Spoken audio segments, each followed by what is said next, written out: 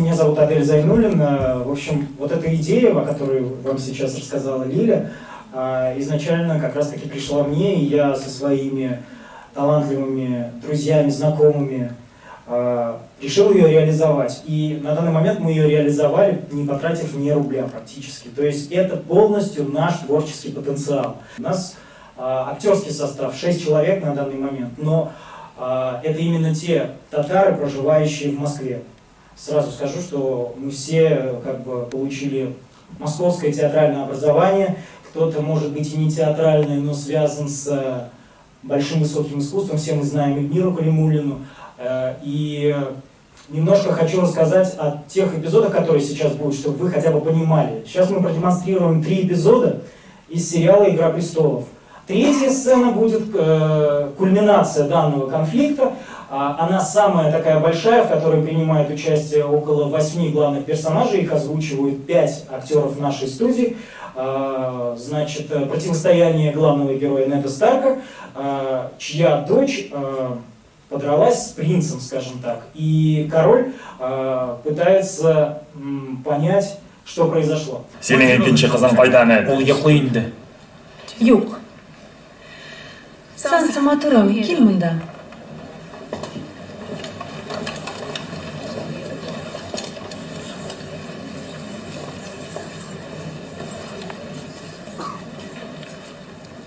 Әйдә балакаем. Силәнең ани булганын, барлык нечкәлекләре белән һәм дөресен патшага ялганлау бик зур гынах.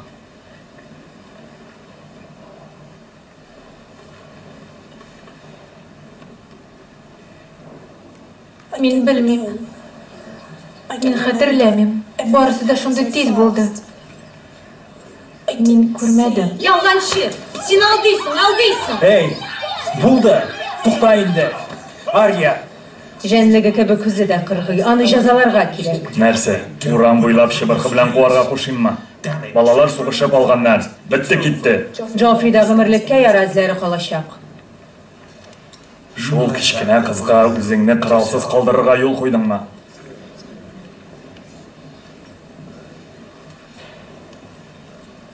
Нәт, кызыңны җәзаларга онытма. Мин үземнекен нәкъ шулай итәрмен. Әлбәттә, хөрмәтле.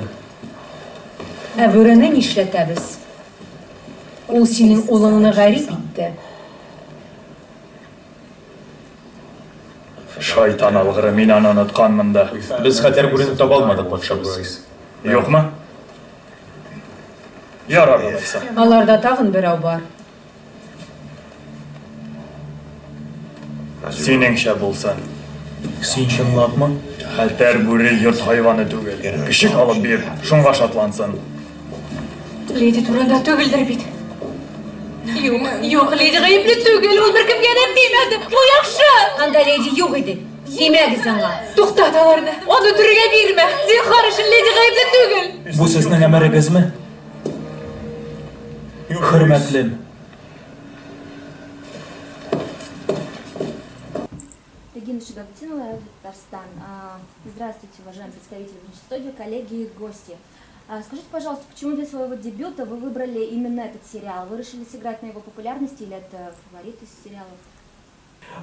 Ну, те, кто знаком с этим произведением, знают, что это не обычная фэнтези. Поэтому мне стало интересно с точки зрения драматургии, ну, как бы отвечая на ваш вопрос. И продолжая этот вопрос, скажу, что отклик получился очень масштабным, потому что о нас написали практически все региональные республиканские СМИ. После этого мы уже... Да, просмотры были за сутки более 10 тысяч просмотров. Через сутки, через несколько недель уже 20 тысяч просмотров. И, в общем, нам начали многие представители СМИ звонить, писать и позиционировать нас как полноценную студию еще до того, как мы образовались как студия. На тот момент еще Эльмиры Калимуллиной в нашей команде не было. Не было Нафисы Хайруллиной, Байбулата Батуллина. Все эти люди, по сути, увидели, что мы, не обладая какими-то ресурсами, но готовы сделать высокохудожественный материал. Это и было, скажем так, тем самым толчком для того, чтобы мы объединились и делали что-то, что будет вызывать, ну, грубо говоря, гордость за то, что мы делаем. И я предлагаю, чтобы Эльмира тоже ответила на этот вопрос, потому что у нее тоже есть свои мотивы, когда она откликнулась на это предложение, за что я ей очень благодарен, потому что до «Игры престолов», до «Горячей студии» мы с Эльмирой, в общем-то, и не были знакомы, и сейчас я очень ей благодарен, что она поддержала нас и проделала очень качественную работу и отдается этому проекту, я так считаю, душой и сердцем, потому что она действительно любит этот проект. Слово тебе. Добрый вечер всем. Правда, мы очень рады, что вы пришли. Отвечая на ваш вопрос, я бы хотела сказать, что «Игра престолов» является одним из любимых моих сериалов. Действительно очень сильный сериал, и действительно по драматургии, и по своему содержанию.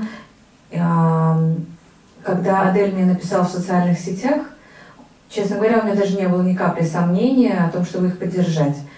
Это все базируется только на личной инициативе Аделя, на личной инициативе актеров, которые озвучивают.